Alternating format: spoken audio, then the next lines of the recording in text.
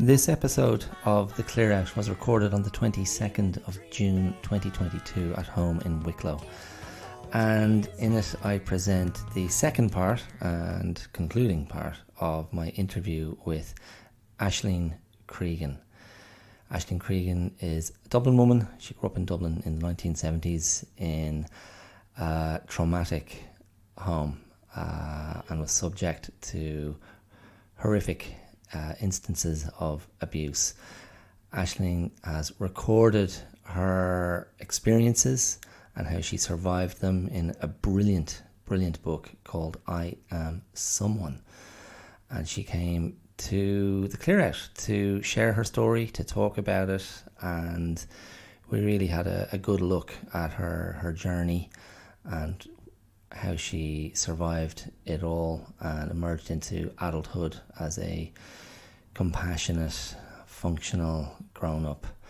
So in this week's episode, we will continue with Aisling's story, and you'll hear more about her mother, who was the main antagonist in her life, and you'll hear also about her first long-term relationship, and how she came to realise that she was gay and how she met her life partner. We talk about Aisling's art, and ultimately we talk about her hopes for the book and how it is an artefact of not just her experience, but it's an artefact of advocacy and a commitment to truth telling and to owning one's own narrative, and I value that highly, and clearly Aisling does as well. So here you go, part 2 of my interview with the Pebble girl, artist, author and abuse survivor Aisling Creegan. Enjoy. I thought of my remedial teacher and I thought, yeah, she believed in me. Exactly. She believed in me. We only need one person as a child, a teenager, whatever it is, to believe in you, be it a parent, doesn't matter, a schoolmate, whatever it is, one person. And it's like when somebody says something negative to us, it can be quite they may not realise the power of that word. Yeah. But it can smash you.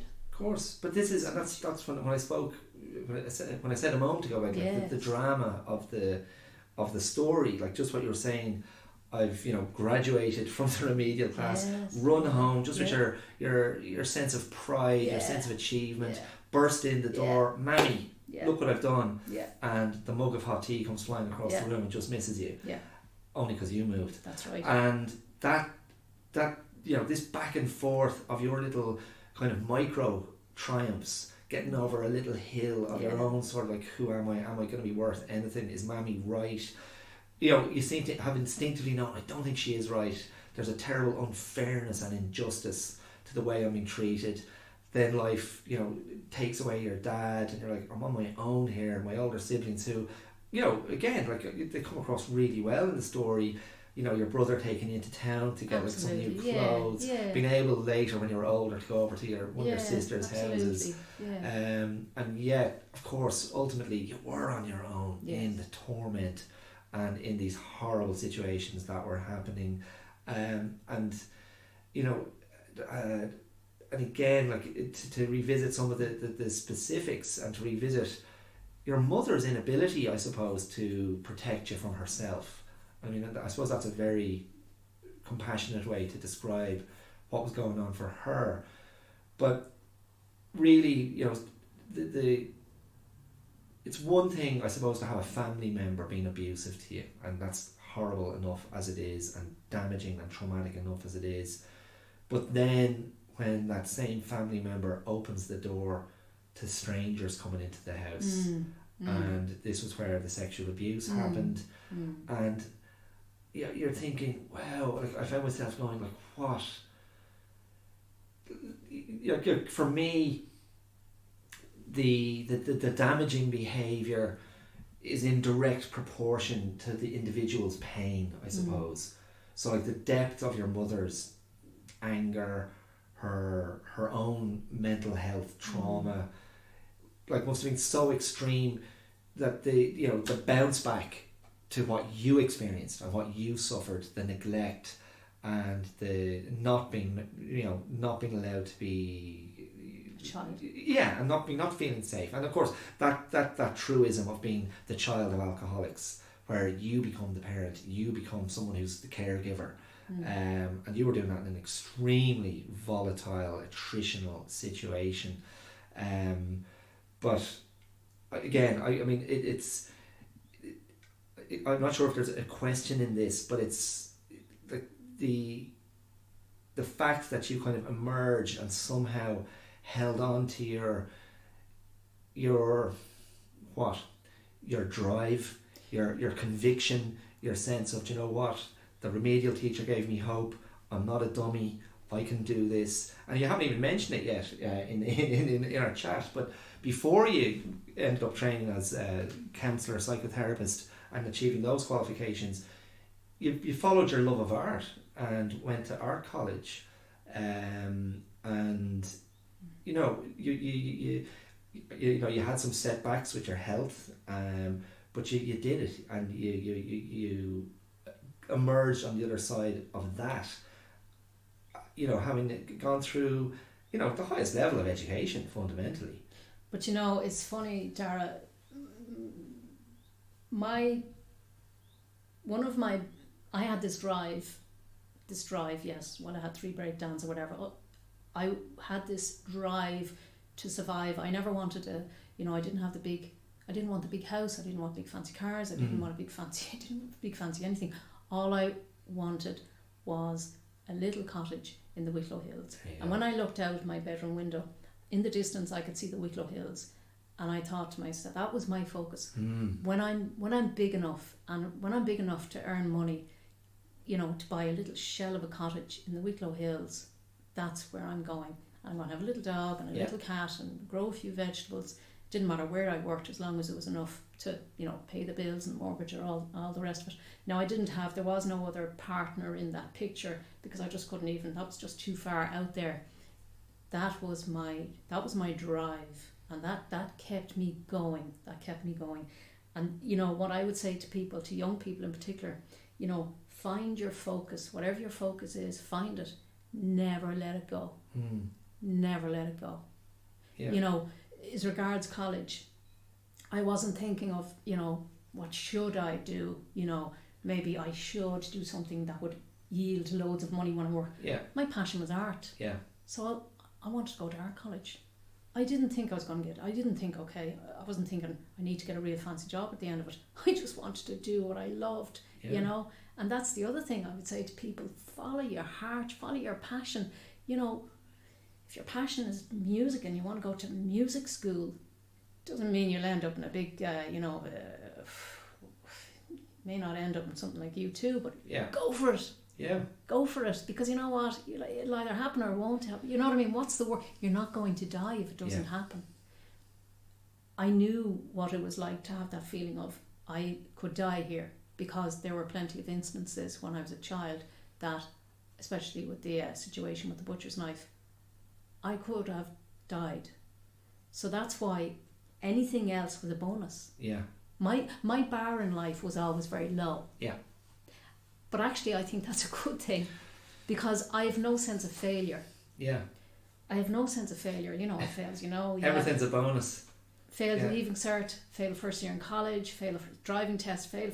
But actually failed isn't a good word. I think failed should be taken out of the English language anyway, because I always learned so much from those instances, and I learned from them, and I just pulled up my bootstrings, and there was no question about it. Go for it again. Yeah. Go for it. Keep going for it. Yeah. Just keep going for it until you get it. So never let it go, and don't let anybody discourage you from doing anything. It's like my thesis in college. The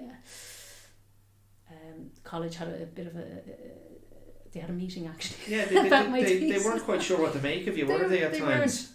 What they were encouraging me. I wanted to write a thesis on a particular subject anyway, and they said, no, look, would you not, Aisling, would you not just write something about maybe this or this or this? And I'm going, no, I said, just bear with me.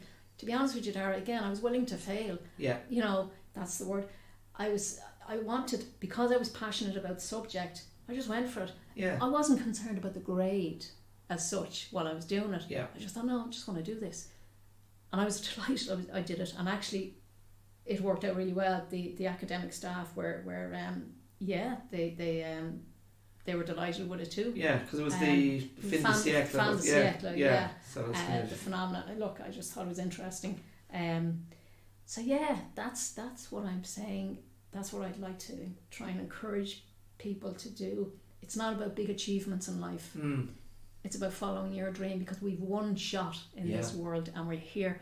We've one shot. We are here for a reason, but we have one short little shot at it. That's it. Go for it.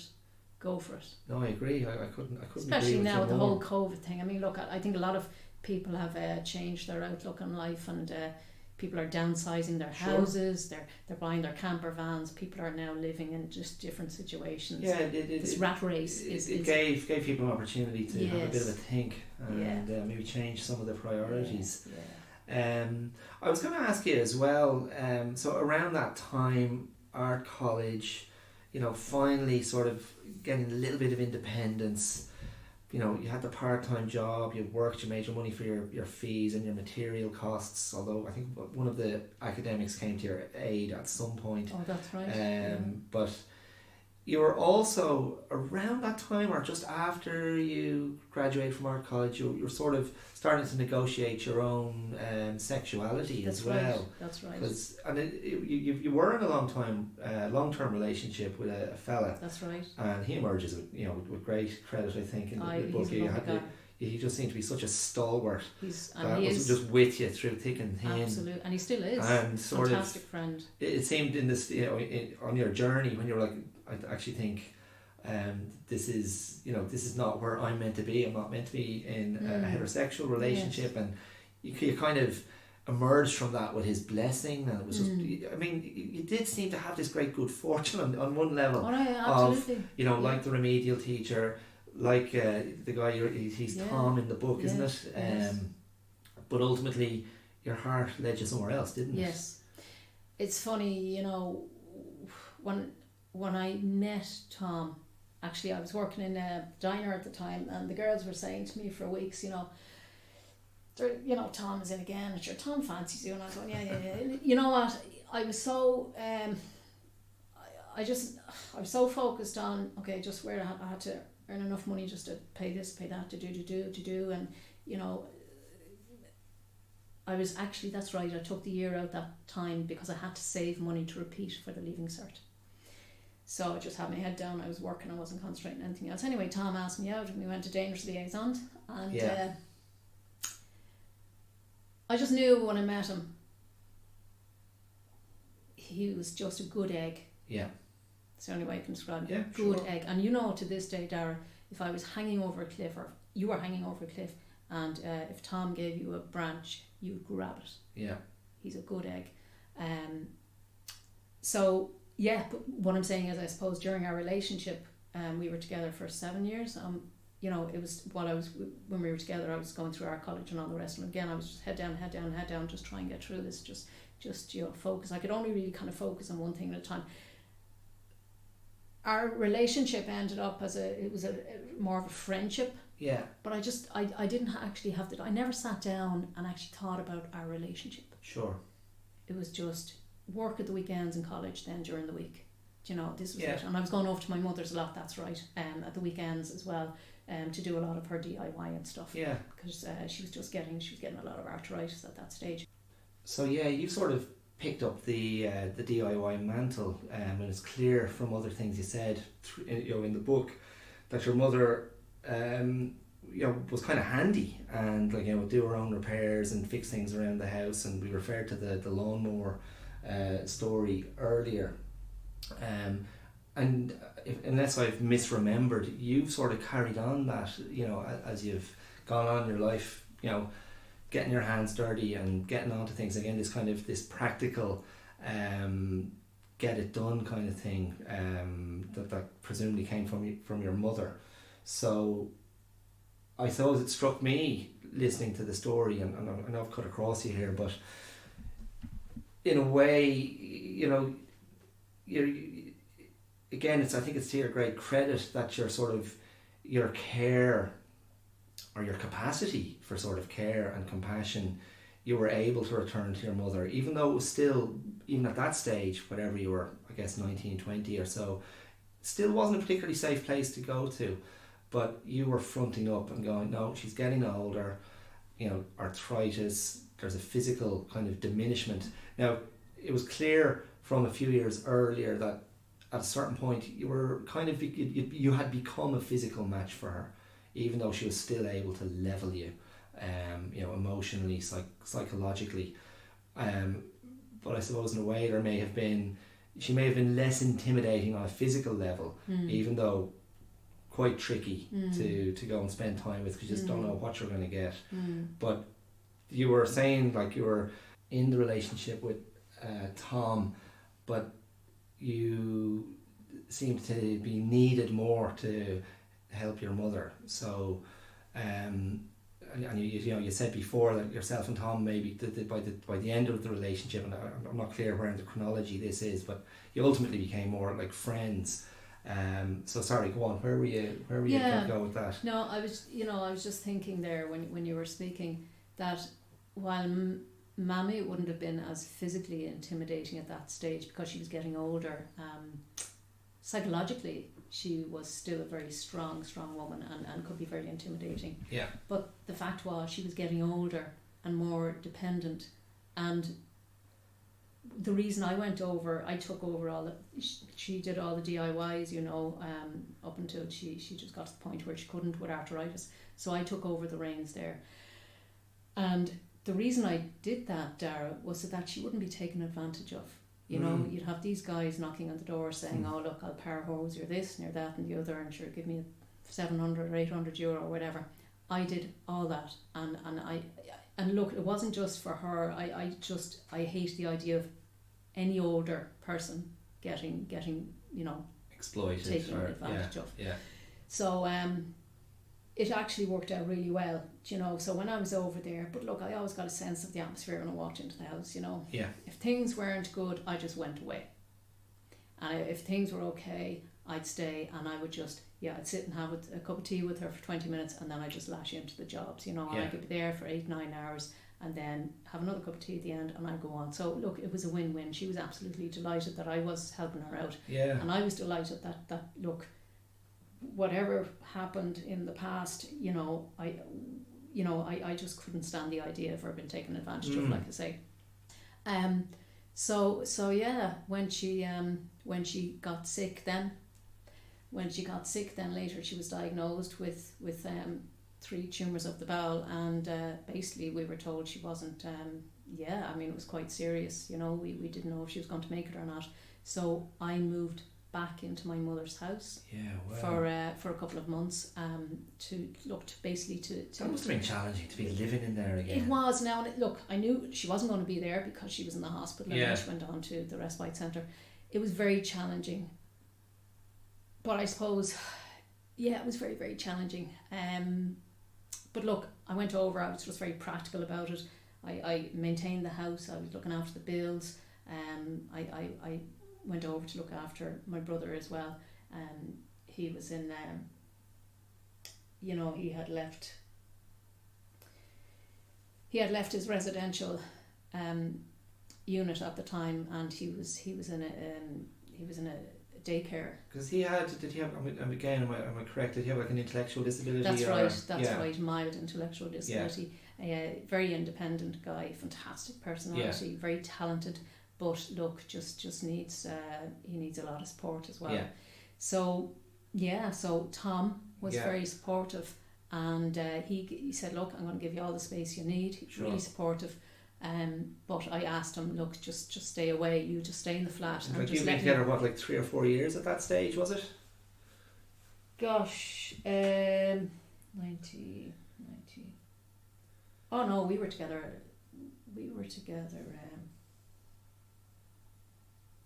gosh, we were together a few years now at that stage. Yeah, right. Yeah, okay.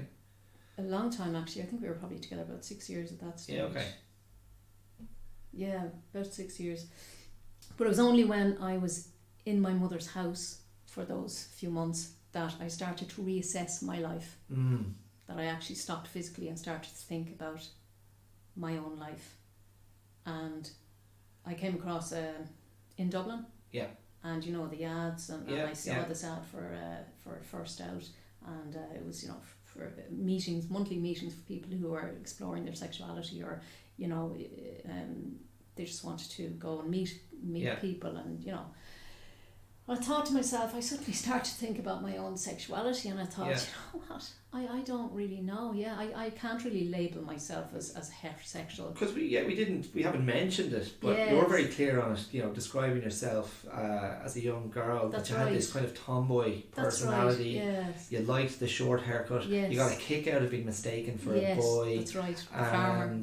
you know, and it's not to, you know, bloody, you know, gender stereotype, what type of play is masculine and feminine, but you were fairly rough and tumble, and you were hanging out with the guys. You weren't really interested in, you know, the dresses the you know, the dollies. That's right.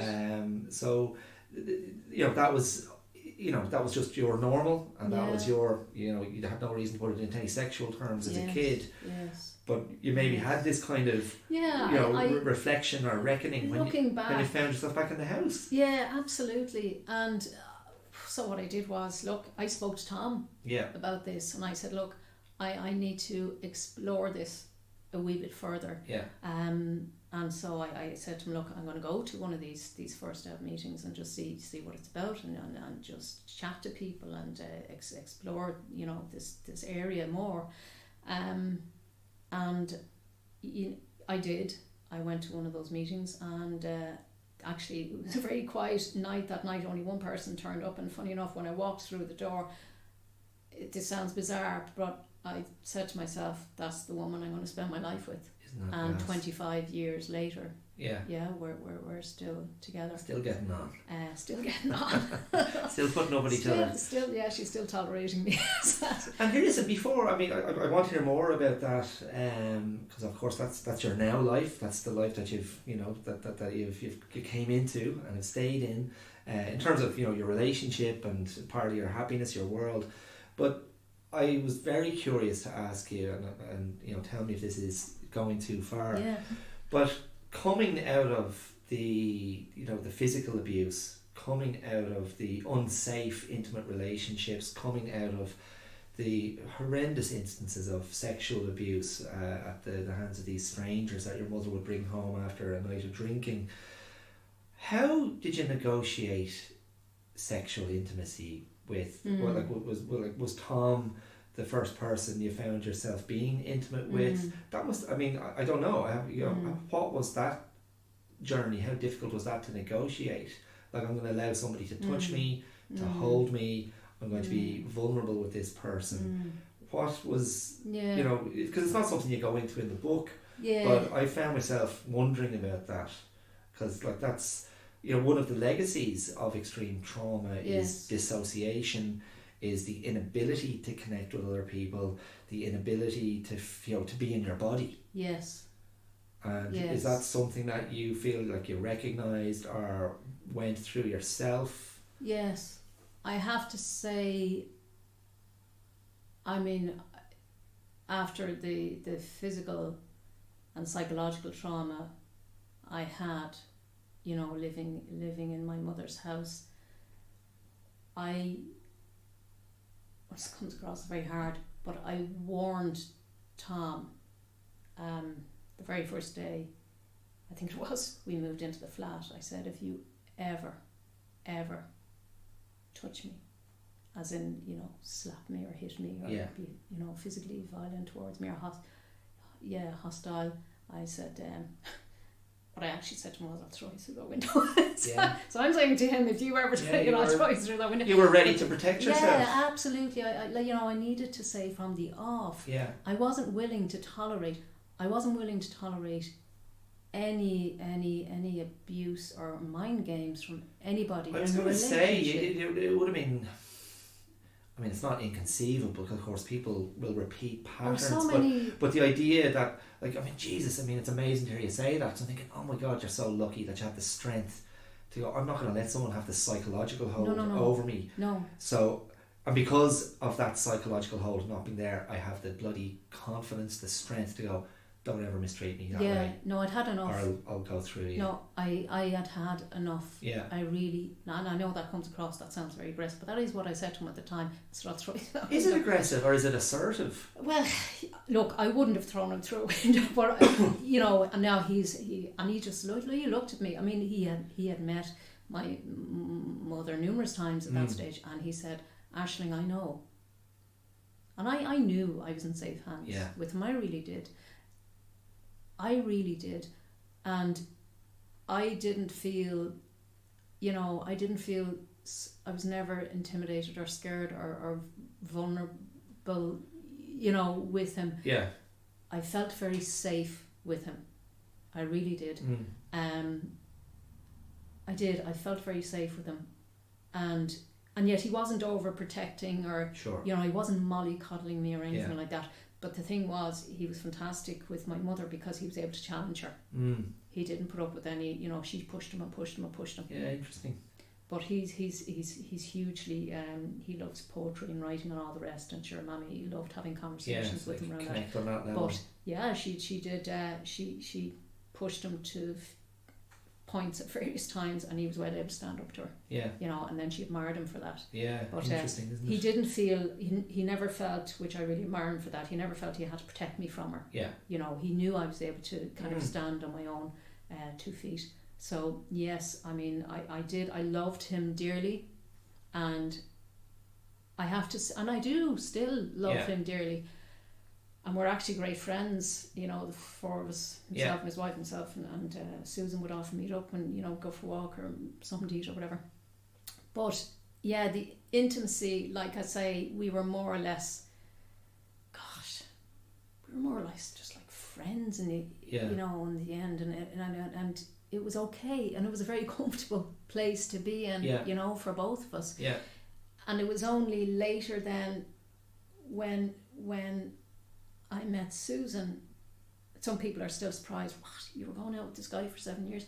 And I was saying, yeah, and they were saying, well, did you not know? And I'm saying, well, I just happened to fall, I don't get into this, I'm a lesbian artist, right? Sure. I honestly think, I just happened to fall in love with a woman. Yeah, grand. It's yes, yes, I'm gay, but I can't see myself, falling in love with a guy down the road. I'm committed to my partner, and that's the end of it. But yeah, I happened to fall. I didn't think about, Jesus, this is a woman, or I'm a gay. I fell deeply, deeply in love with this person, and it happened to be a woman. And that kind of just took care of itself in a way, didn't it? It does. But the thing about it was, I was so well, of course, I had to be. I needed to respect and be gentle with Tom through that process. Yeah. And so I never let anything go for weeks or days even. Like, every single day I spoke to Tom about this, and I said, listen, I want to go to a gay bar and just see what I'm... Yeah. And he was, let's go. He said, not go for it, but he was saying, look, if that's what you need to do, I'm not going to stand in your way, And so it made that transition when we split up. Of course, it was very traumatic for him. It must have been. And especially for him to watch me getting ready to go out to meet another woman. Yeah. Must have been extremely difficult. But yeah. But it sounds like, I mean, it's not explicit in the book, but it sounds like Tom just had an intuitive emotional intelligence. Absolutely. Oh, listen, he's an incredible guy. Yeah. Incredible guy. Incredible guy. There's nothing, he's not a match. You know what I mean? Yeah. He's just... like I say, he's a good egg. Yeah. And very intuitive. And I don't think he was that surprised, to be honest with you, either. Yeah, and look, and it is, I know you chose what to put in the book, but it certainly, I didn't get the impression at any point that, negotiating your sexuality was a huge big deal for you. I mean, I just feel like, you had bigger fish to fry, like recovering from your childhood trauma. Yes. Recovering from the abuse, following your dream to become you know, an artist, you know, if not that you necessarily need to go to college to be validated as an artist.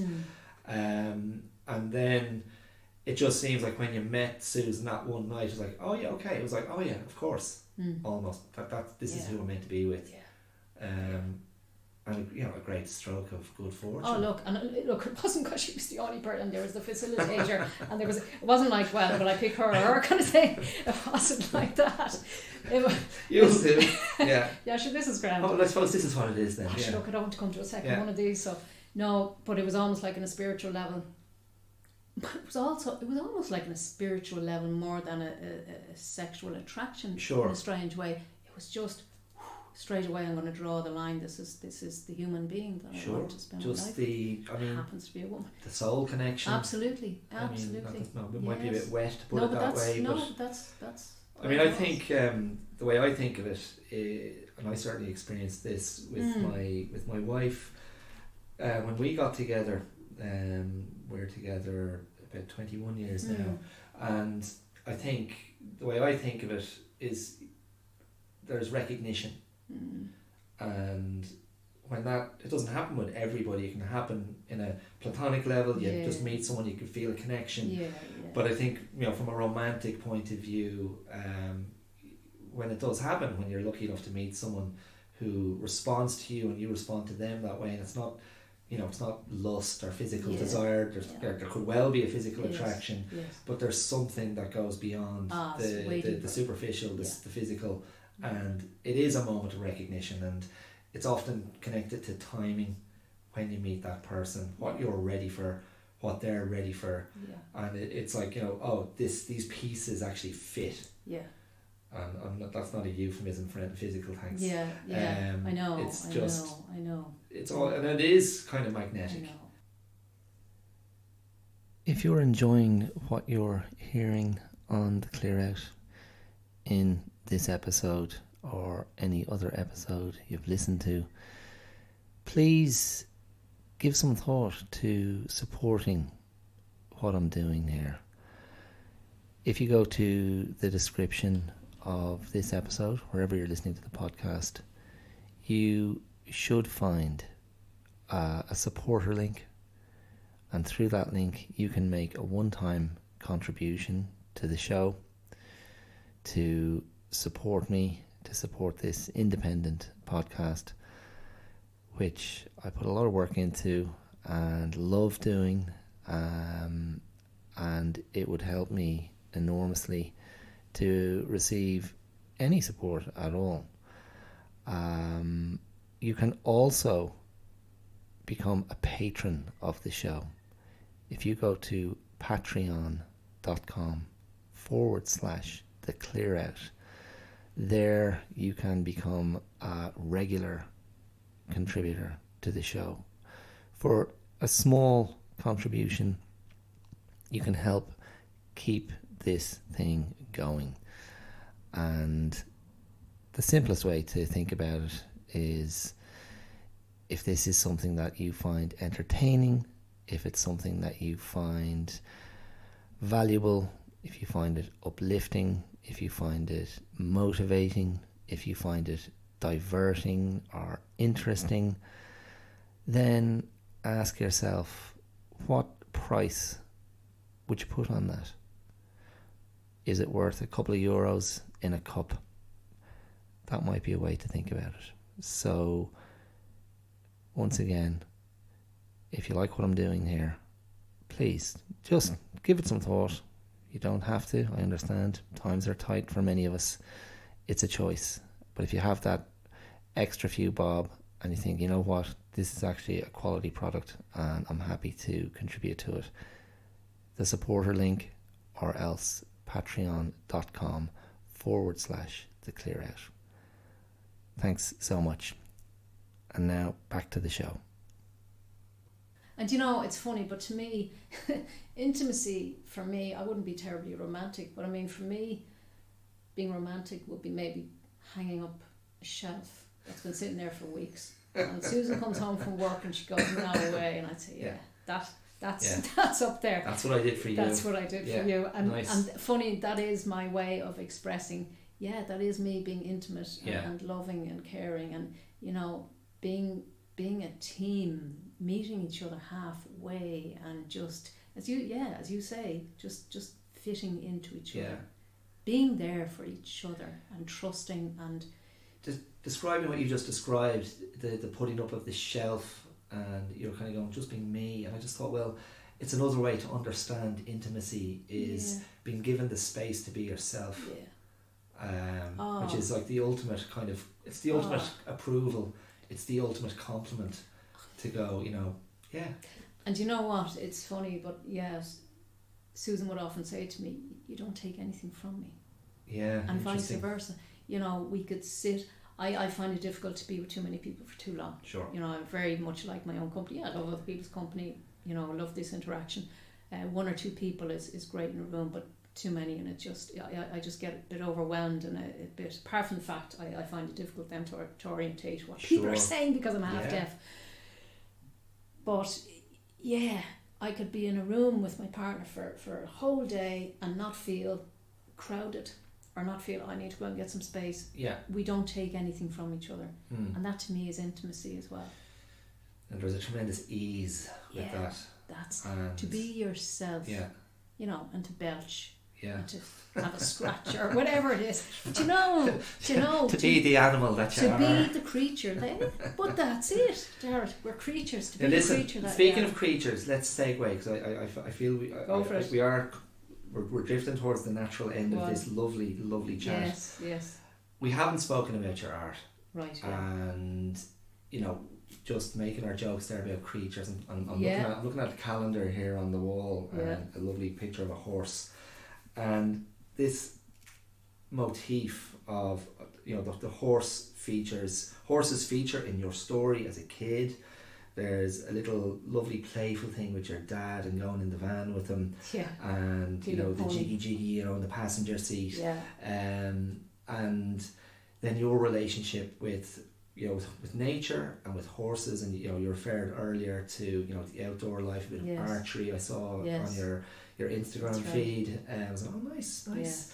And horses, going to stables, but in your and also there's an incident in your book where you fall off a horse. That's right. You lose control of the gallop, and you're thrown, and there's an instructor that basically goes, get your arse back in that horse, and you're like, whoa.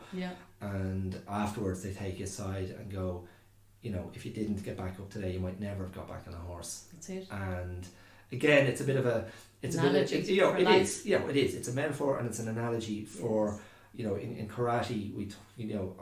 I've spoken a lot about the idea of recovery, the idea of you've just been smacked, you've just been put on the ground. What's your next move? What are you going to do? Are you going to stay on the ground, or are you going to get back up and present again? And to me, like that's the challenge. Life can be punishing. We can punish ourselves. Do you get back up on the horse? Do you stand back up and step into the arena and go, okay, I'm still here. I'm gonna engage again. Now that's obviously analogous to recovery, to triumph of the spirit, to resilience, to personal determination, to victory over demons, over trauma, all of that stuff. And yet, let's move away from that idea and just look at the simple aesthetic beauty of a horse. And that's what I found. I was looking at your art on the New Irish Artists website, and I was looking at the art you've shared on your Instagram page, and it's not all horses by any means. There's figurative stuff, there's abstract stuff, and lovely art, by the way. I found myself very moved by certain pieces I was looking at, and certain textures you were sort of conveying. But I did find myself attracted to some of the pieces that feature a solitary horse, and sometimes the horse is there in silhouette, very lightly coloured in, and it's a very evocative figure. There's something about the lone horse in a landscape that's very evocative. Now, having read your story and having revisited some, parts of it last night, knowing you were coming here today, I found myself, and this, you can just kick me right out of the room if you want, but I was kind of going, Jesus, like, I found me going, oh, is the horse your dad? Is that one iteration of what the horse represents to you? I found myself wondering, what do you think of that? That's actually very interesting. It's really interesting. I actually never thought of it that way. Yeah. I never thought of it that way, but funny enough, when I do think of horse, I do actually think of Daddy. Yeah. I do think of Daddy because he absolutely loved horses, and he was the one that introduced me to horses. Yeah. And I have this thing about, he always wore his Chelsea boots, and I can actually see him on a horse now wearing his Chelsea boots. Yeah. And I wear Chelsea boots, Yeah. That's actually a very good analogy, actually. Yeah, I think you could be right. The horse to me just it's the adrenaline I get when I go riding is like nothing else. That rush of adrenaline is like nothing else, and it's that it's the fact that the horses, as you know, will sense your fear. They'll sense your, and the thing is, Daddy had no fear. He took chances. He took chances. He had no fear. Now, it wasn't always a good thing. Yeah.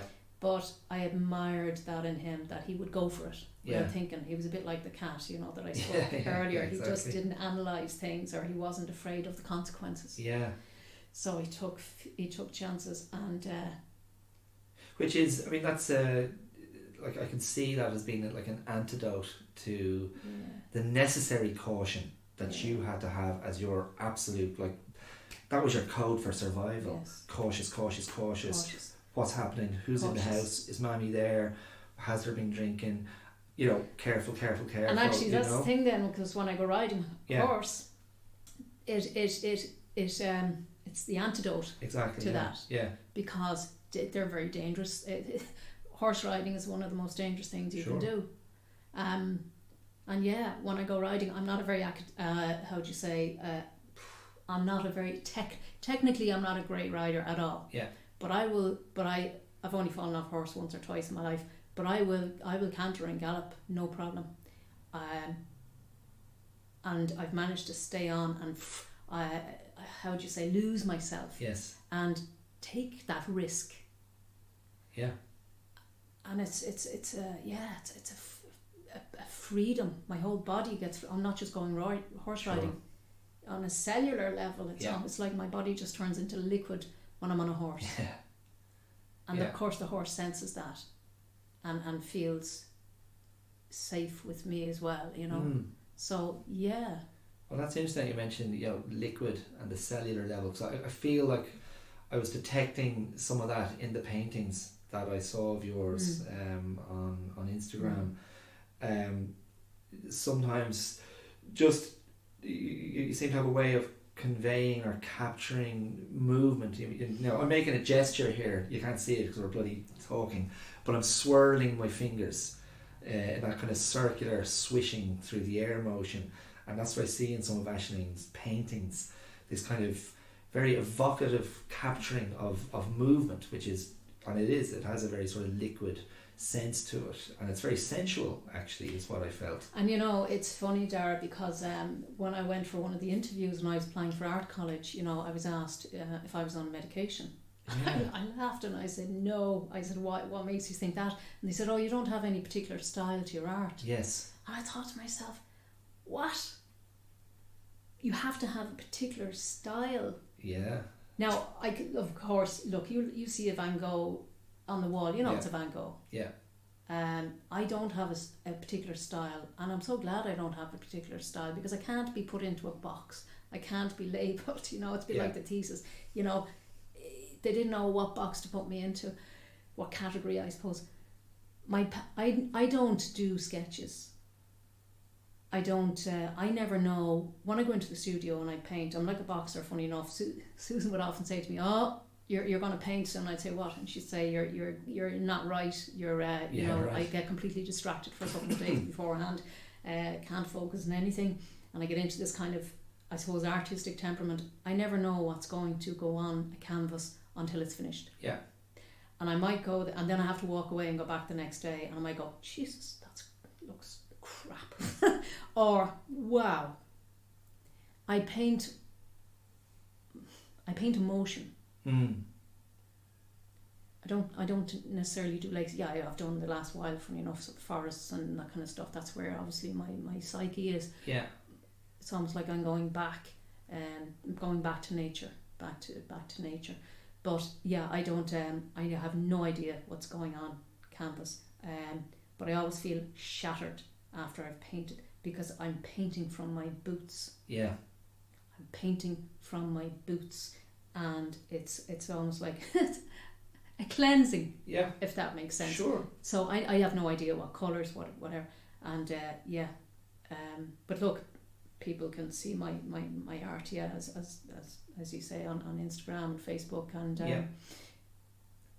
look, people like it, and that's you know, that's a bonus as well. Yeah, I don't paint either to please people, and I'm not particularly, I don't like getting commissions, because I feel I'm under a kind of a, there's a pressure there, and and that'll take you away from your natural and impulse. I always feel there's a wee bit of a difference between the commissions and what I would paint naturally.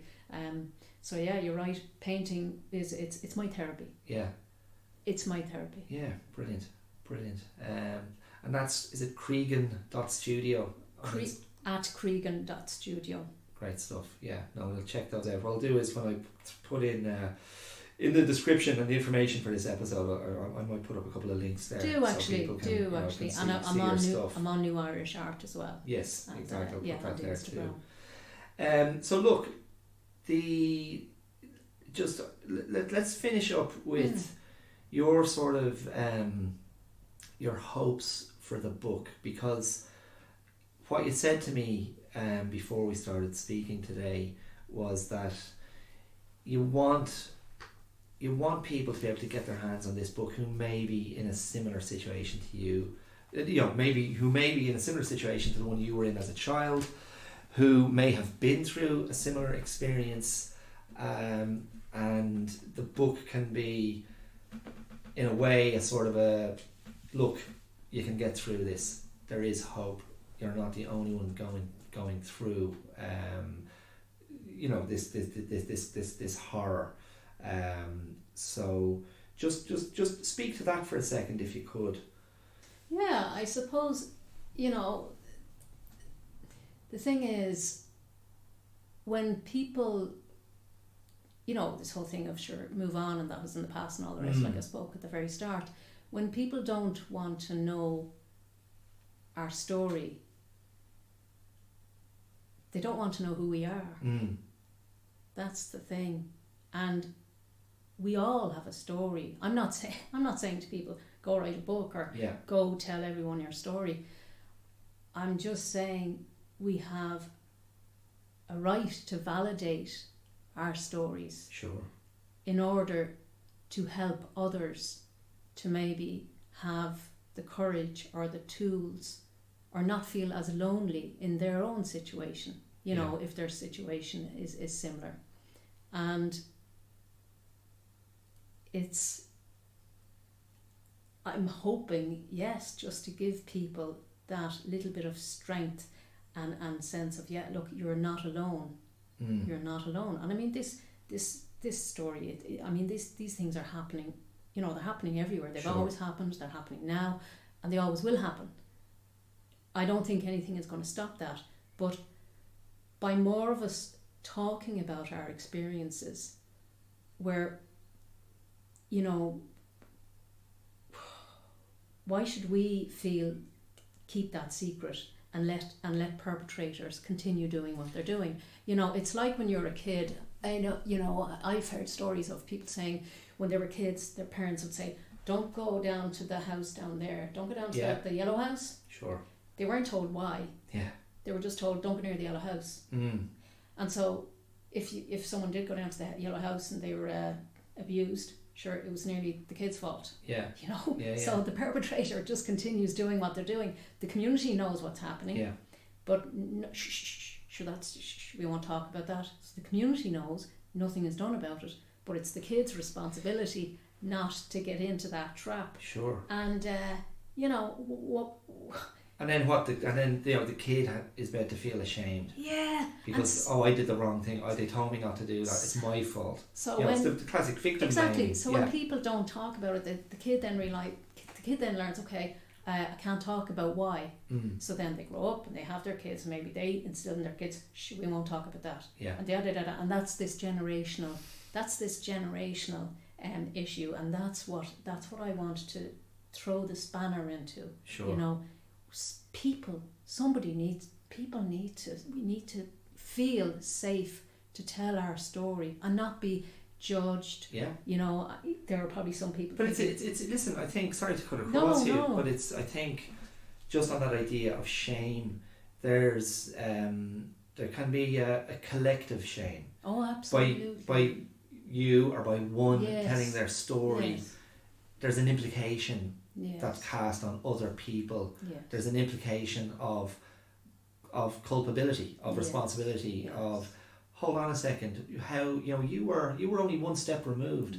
Where were you in this situation? But that's what I that's actually what I you're not saying that. No, absolutely. No, I know that. No, I know Dara, that. I'm not saying that. But what I think what I'm saying is that there's this idea of a collective shame being imposed on the person who wants to speak. Yes. And the idea that you are being told, you may feel ashamed and we feel ashamed, but we're not going to talk about this. And the idea that shame is going to keep you quiet. And I'm fully behind you. I think, well, look, at the end of the day, each individual has to deal with their thing. My shame, I'm throwing it away. And I'm going to step up and go, I was abused, I was battered. Absolutely. These things happened to me. It was bloody horrible. Absolutely. But here I am. Absolutely. And I paid the price. Absolutely. But I'm still here. Absolutely. And I'm not going to apologise for what happened. To have the courage to own your story. Yeah. This is my story. I own my story. And I'm sharing my story. And it's not, but look, if people, read the book, it clearly comes across, it's not a blame book. No, I it's agree. not a victim book, Yeah. It's a story of survival and strength. That's certainly how I received it. And I think, again, just to give people specifically an idea, it's it is a book about a really horrific childhood, but it is told, I think, what you achieved in your prose, your voice, it's told so straight. It's told in a very unvarnished way. It's very accessible. It's certainly it's very accessible. But I tell you what, I think one of the key notes is that there's almost a total absence of self-pity. I never felt pity as a child, funny enough. I never felt, did I do something wrong or she hates me. Never felt any of that, strangely enough. That's because I think I was in the caring role. Sure. In a sense. I felt I had to mind. I tell you what, I think the effect is it's one of more immediacy to the story. The instances of abuse and violence are all the more stark because there isn't, you're not slathering in it in a poor me story. You kind of looked at it so sort of frankly, and even as a child, there was a certain amount of that capacity there, and you had to kind of go, this is really messed up. And your aspiration to either take leave of life with that little razor blade you used to keep in the bed, or what you did to your poor action man with that razor blade, going, oh my god, this is such acting out. But the or else that what you expressed again and again and again. If I can make it to 16 or 17 or 18, I can walk. I can get out the door and take charge of my own life, and I won't be, living under, this roof and under the threat of violence and abuse. And you were great at setting yourself goals with the encouragement maybe of the experience with the remedial teacher, and that's what I found myself crying at reading the book. I wasn't crying at the horribleness. You don't cry at the hardship, because your toughness, even as a reader, or even if you've got, you know, similar experiences in your own life, you know, toughness makes you close over the jacket. Toughness makes you, you know, go into that self-protecting shell. It's tenderness and softness and care and consideration that actually opens us up and exposes the raw heart. And like, I found there was that, you know, there was an incident after your father had passed, and a teacher just put a little mass card on the table, and I just found myself bawling, like tears were streaming down my face, because I was like, one person sees you, one person gives you that moment to go, you poor little thing, you've just lost your dad, you poor old devil, and here you go. I'll never forget. And it's a very powerful moment. And it's those little moments, these grace notes in the book, in the story, like even meeting Susan, you know, coming off the M50 after the breakdown and being kind of, you know, directed towards some help and care, and ultimately, I mean, the ultimate happy ending, you know, you get your girl and you get your bloody cottage in the Wicklow Hills. I do, you know? But look, there's always those bumps, you know. Of course. We still, like everybody, we still have our arguments. I still have, the ongoing thing with the OCD. Because my norm setting would have been fight or flight. Sure. So my body, I actually got very sick last August, and I ended up in the hospital for a wee bit because my body just couldn't maintain that fight or flight. So that's what I'm working on at the moment. So look, I'm a work in progress. Aren't we but all? You know what? I'm alive, and there was never that sense of, I never felt sorry for myself as a child because I just didn't have time. I had to just be survival. It was survival. Exactly. There was no time. It was like being in a battle. So and look, I wanted to just ask you earlier, and I'm self-sabotaging here. We want to wrap it up, but you never used the diagnosis. I don't think you referred to it in the book, PTSD, post-traumatic stress disorder. But funny enough, when you were talking earlier about being so wrecked in school, like so knackered, I just found myself, well, that's not post-traumatic. I mean, because you're in the trauma then. I found myself going like, you know, surely, I mean, you tell me, like, is that how you've thought of what you've been through? You just mentioned earlier about certain stimulation from bright lights, maybe the startle response to loud noises. I mean, they're textbook PTSD symptoms. Is that language that you use about yourself or have done? Funny, it's not language I use about myself. I don't.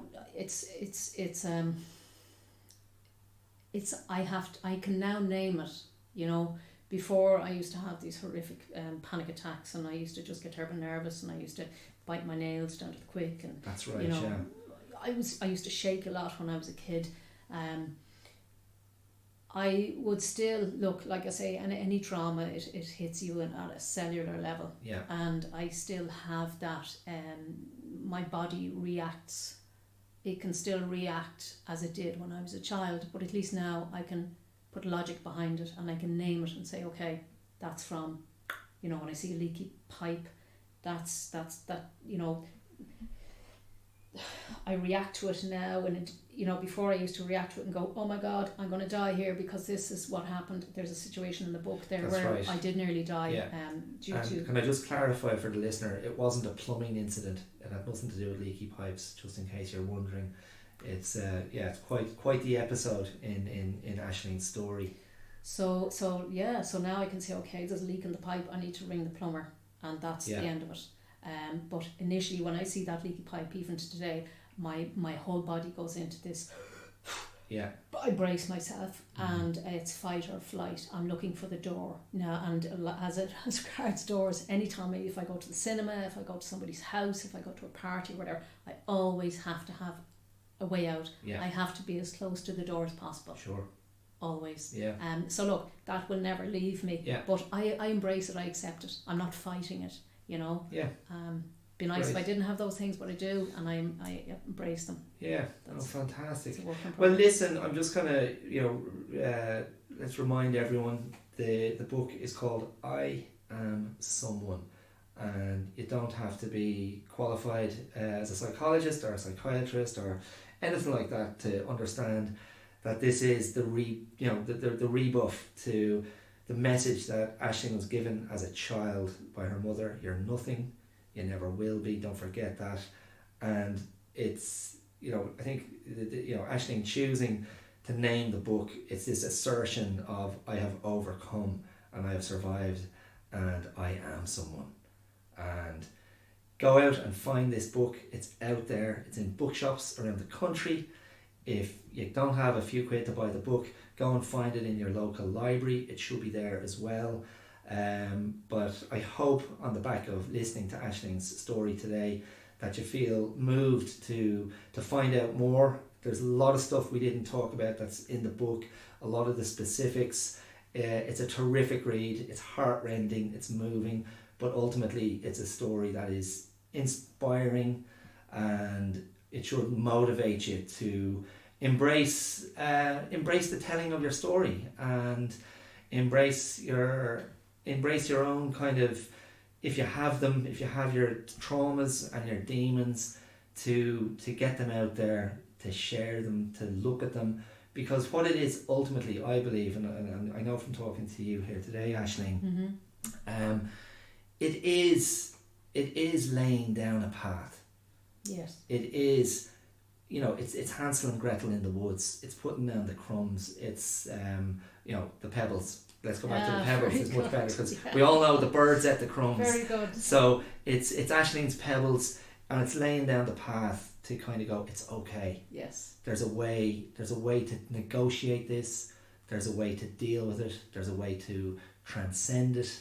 There's a way to emerge and recover and to own the stories. And you're not alone. You're not alone, exactly. You're not alone. And it can be overcome. You may not be perfect. It's contrary to what I said, what I joked about moments ago.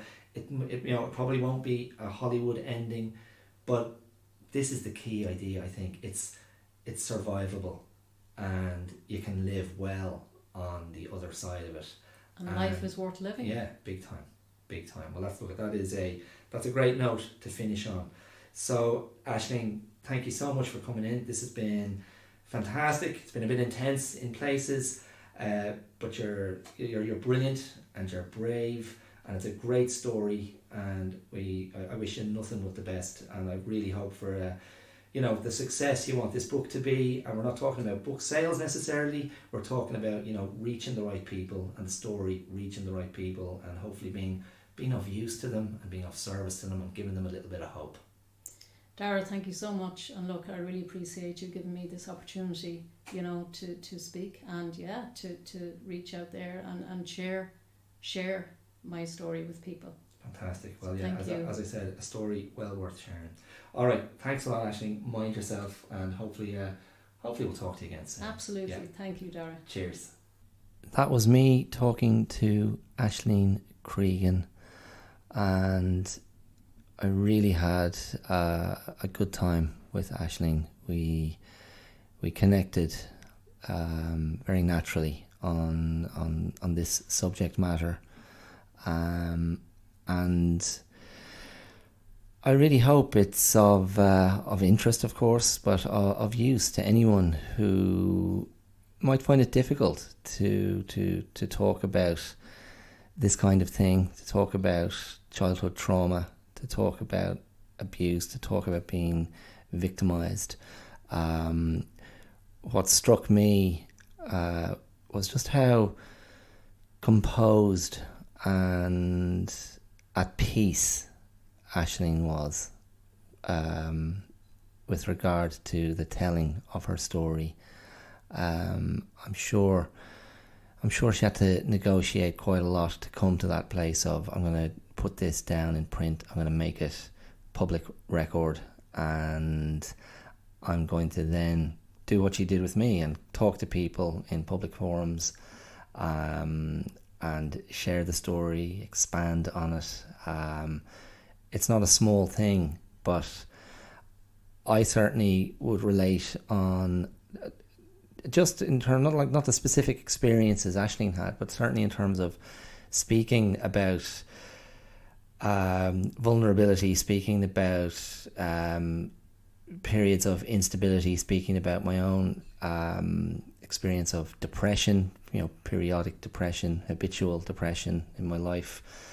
And what I've found over the years is the more I've been open about that, the easier it has been to speak about it. The more I've been open about feelings of, as I said, vulnerability, feelings of anxiety, feelings of self-doubt, whatever whatever way it manifests itself, the more I've spoken about it as it's arisen, the easier it's been, the less I judge myself for it, the less I feel there's a stigma around it. And it's very liberating, and it has allowed me to sort of shed certain baggage and certain habits and escape certain patterns in my own internal landscape. And I commend Aisling for what she's done. So once again, if you want to go and experience Aisling's story, go and buy or go and borrow I Am Someone by Aisling Creegan, published by Gill Books. You'll be able to get your hands on a copy, I'm sure, and it is a great read, and it's ultimately a very positive book. It's a book of overcoming. It's a book of transcending extremely difficult circumstances. It's a book of forgiveness, and it's a book about moving on while avoiding denial, and while owning one's story. And Aisling has done that really, really well. Now, if any of what you've heard has been disturbing, confronting, provocative, unsettling, there are going to be, I'll put links, as I did last week, there'll be links in the description for Irish services connected to abuse survivors, offering support to abuse survivors. Have a look in the description if those links might be of interest to you or of use to you. Okay, so that's it. What a great experience. So grateful for Aisling for coming in and chatting with me, and I hope you got something from it yourselves. So there you go.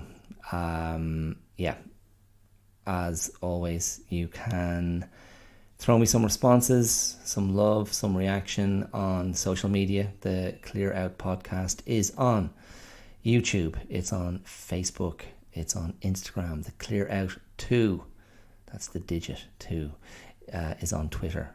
And should you be the kind of person who likes to email your thoughts or your suggestions, you can email me at theclearoutlive@gmail.com, and I'd welcome all communications.